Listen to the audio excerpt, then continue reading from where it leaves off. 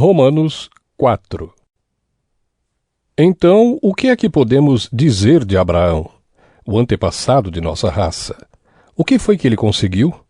Se foi por causa das coisas que ele fez que Deus o aceitou, então ele teria motivo para se orgulhar, mas não para se orgulhar diante de Deus.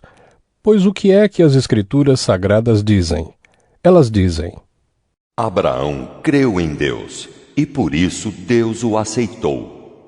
O salário que o trabalhador recebe não é um presente, mas é o pagamento a que ele tem direito por causa do trabalho que fez.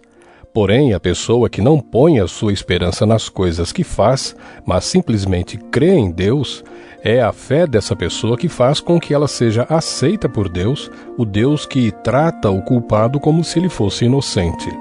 E isso foi o que Davi queria dizer quando falou da felicidade daqueles que Deus aceita, sem levar em conta o que eles fazem.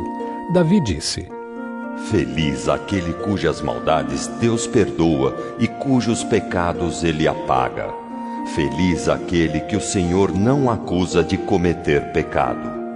Será que essa felicidade de que Davi falou existe somente para os que são circuncidados? É claro que não.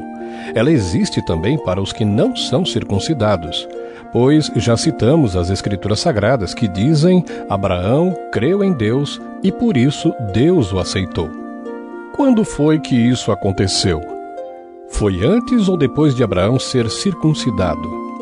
Foi antes e não depois.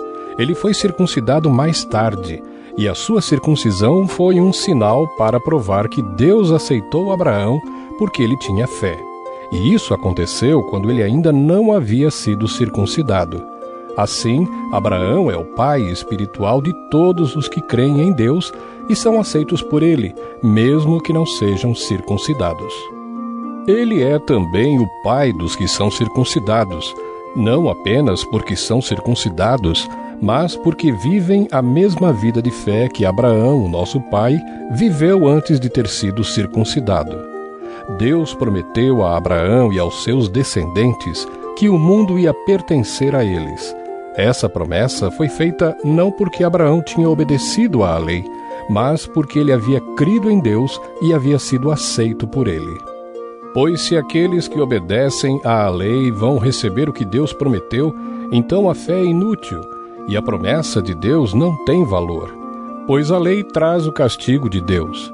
Mas onde não existe lei, também não existe desobediência à lei.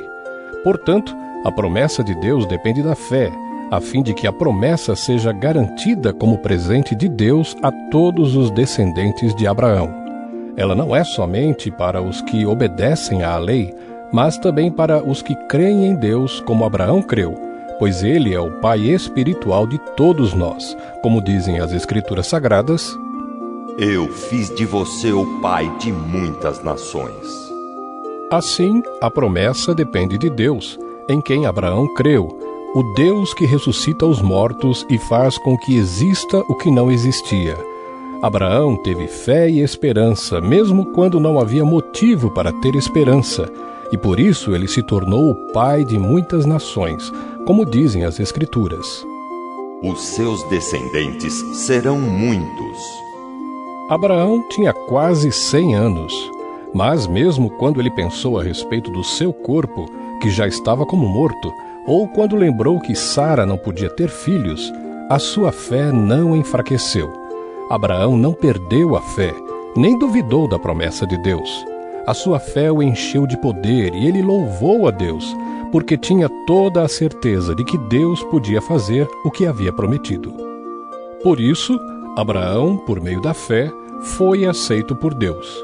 As palavras "foi aceito" não falam somente dele.